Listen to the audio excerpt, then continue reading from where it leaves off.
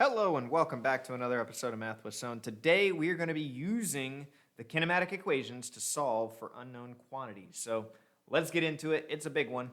Let's do it. All right, so we got a 2014 Hyundai Elantra is uniformly accelerating from 12 meters per second to 20 meters per second over the course of 3 seconds. What is the distance that it traveled in that time? Well, you need to first label some stuff. So let's label some things around here. We got an initial velocity, I'm going to call that VI, is 12. And then a final velocity is VF for 20. And we have our time is 3. What is the distance that it traveled? Well, that would mean that we are looking for delta x. That is the unknown. We don't know delta x. We don't know the displacement or how far it has moved. So then we would look at our formulas that we have. And I'm going to fold this again. Here we go. Formulas. And folding it again so that we can look at both at the same time. Here we go. So which formula could we use that has a VI and a VF and a time, but also we're looking for delta x? It doesn't have to equal delta x, but a lot of them do. So delta x is equal to VI plus VF divided by 2 times time. Does that have everything we need? And the answer is yes. There's only one equation that has everything we need, and we need 3 things. We got VI, we got VF, we have time. So we have all 3 of them there, and we're going to use the no acceleration formula because we don't have any acceleration. So let's do that.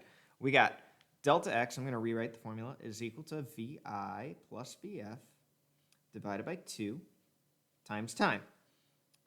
Well, let's fill some things in here. We got 12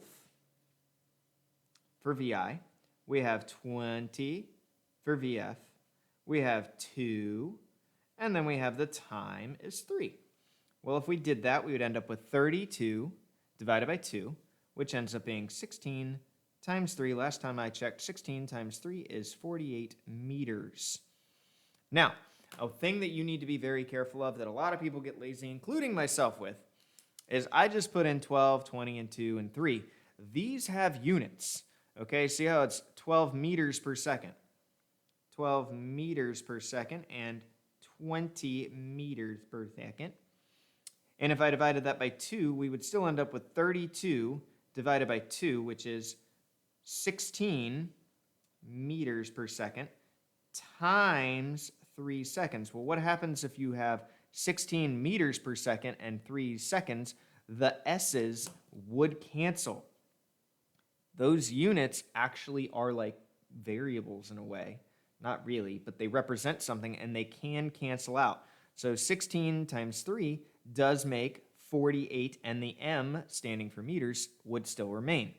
Now, also ask yourself, does this even make sense? Like, does all this formula stuff even make sense? Well, if you started at 12 meters per second and then you immediately were at like 20 meters per second, the average speed that you would have between them would mean that you would add them up and divide by 2. Well, if you added them up and divided by 2, you'd be traveling on average 16 meters per second for 3 seconds. So that's why it makes sense that we're just doing 16 times 3 here. Some of these are as simple as like, well, let's just think about it for a second, okay?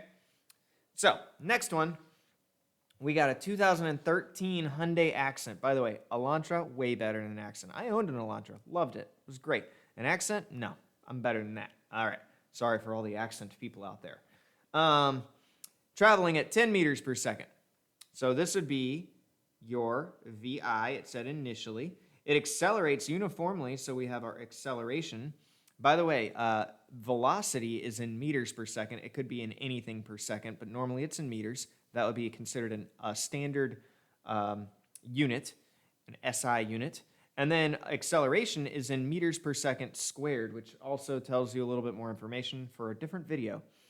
For 4 seconds, we also have the time. How far does the car travel in this time? Well, we got to look back at our formulas here. We need to find the delta x again. So we need something with a delta x. Let's see, which ones have delta x in it? Well, almost all of them have delta x, except for this no displacement thing. Do we have an initial velocity? Yeah. We don't have a final velocity, though, so maybe we're going to use this one. We do have time, so we're not going to use the bottom one. So let's see if it'll work for here. We got delta x, we need that. VI, we have that. We have time. We have acceleration. It looks like it's going to be this one right here.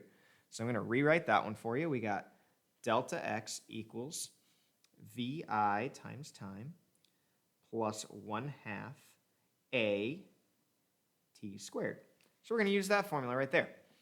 So delta x, we don't know that. We're looking for that. The change in like how far we've moved is equal to VI, which is 10 meters per second. We're going to do it with units this time. Times time, which would be 4 seconds. The s's would cancel. Plus 1/2 a. What is a? A is 2 meters per second squared.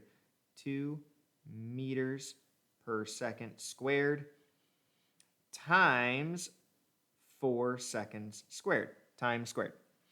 Okay, so let's see what happens here. Well, here we got 10 times 4. That's going to end up being 40, and the s's would cancel.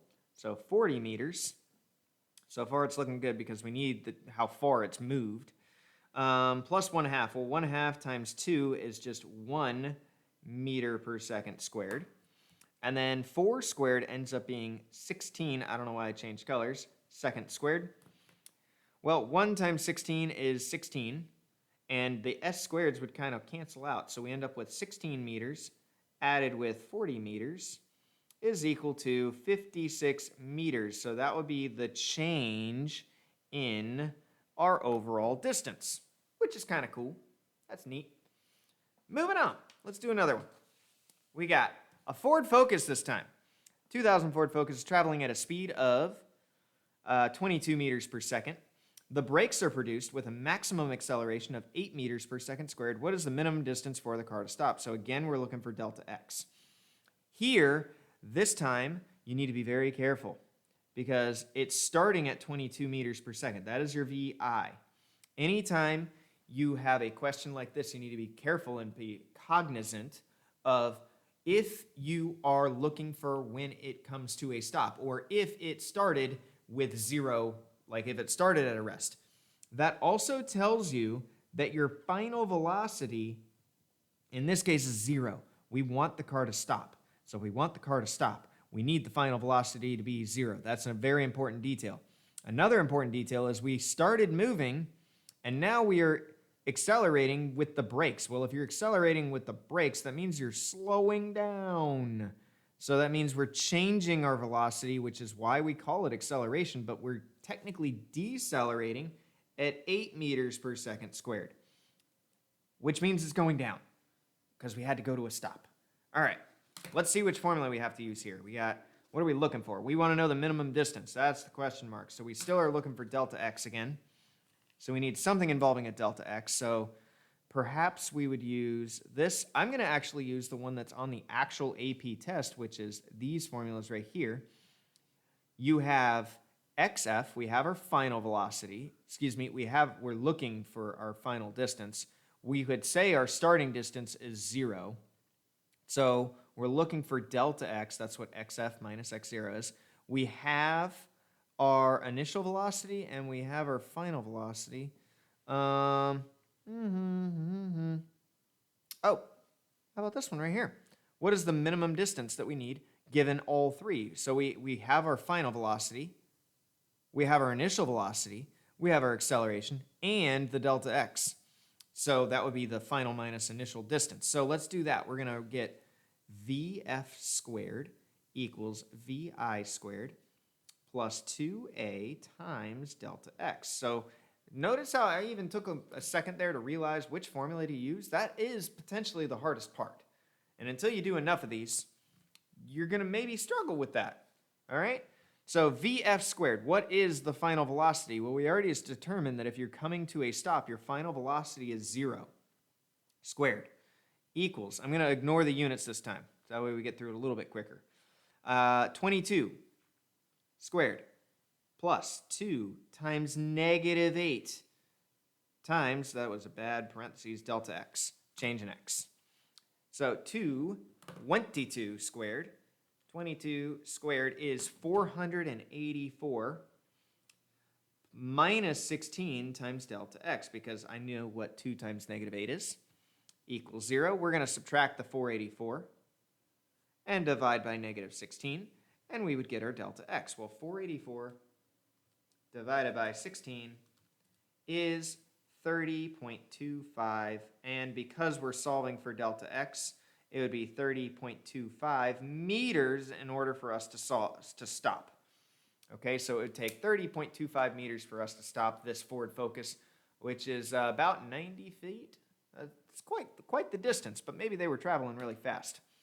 All right, a jet requires 2.5 seconds of acceleration from rest to cover a distance of 94 meters. So from rest indicates that your V initial is 0 meters per second. It's very important. And we do know our delta x this time for the first time ever. We know our delta x, and our time, of course, is 2.5. What is the takeoff speed for the plane?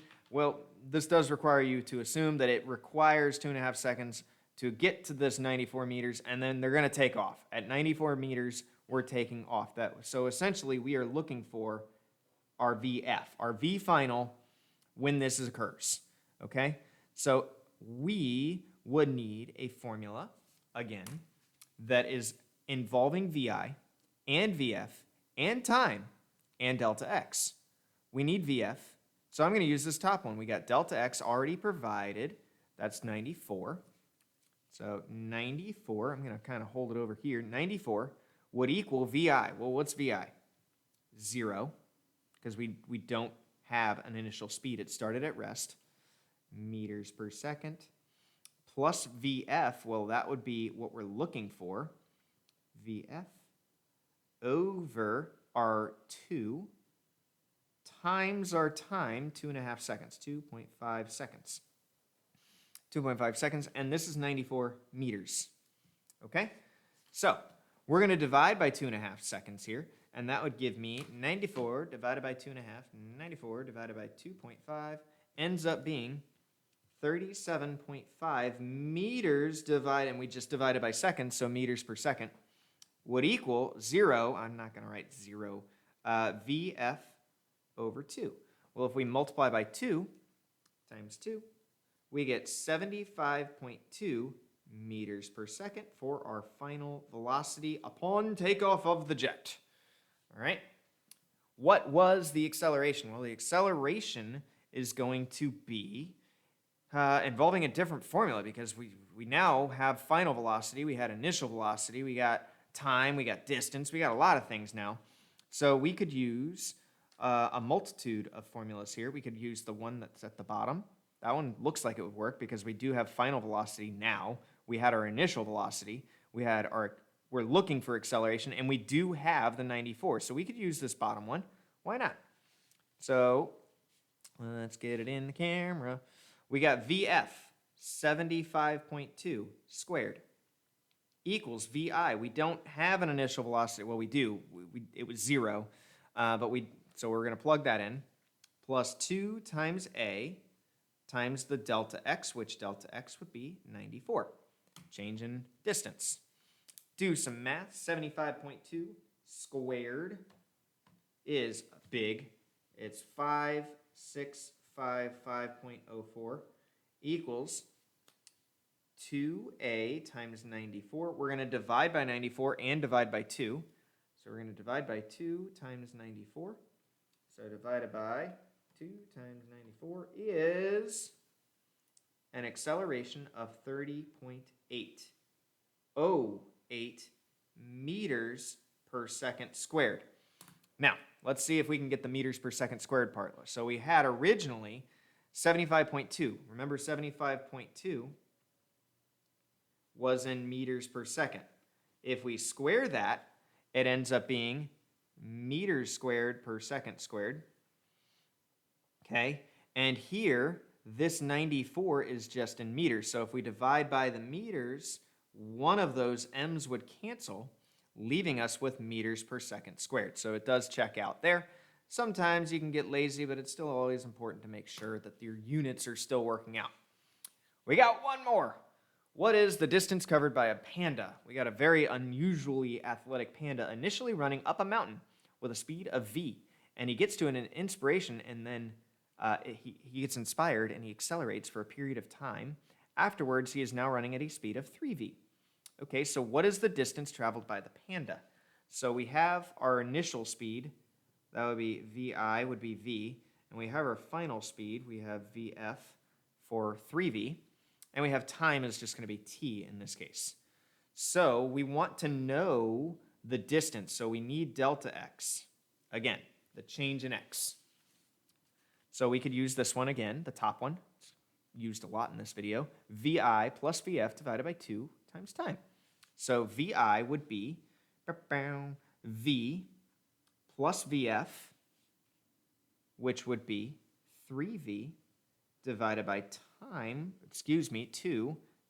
times time would equal delta x. So we're not going to get an actual value here. We're going to get an expression, which is a very big thing for AP Physics.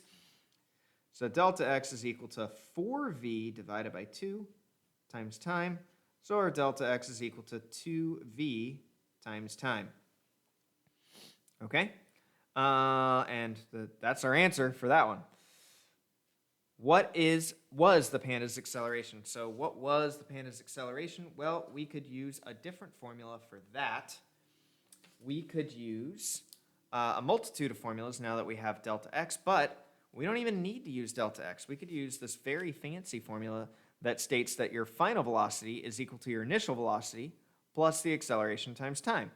Well, that would mean that we have, I'm going to fill it in here, Vf equals Vi plus At. So Vf is equal to 3v, lost it for a second, 3v equals the initial velocity, v, plus a times t. Well, we could move around some stuff and solve for the acceleration. If we subtract v from both sides, we end up with 2v is equal to at, which means our acceleration would equal 2v divided by time. All right, so that's going to do it for this one. Until next time, stay positive, everybody. It's going to get better. I will see y'all later. Bye.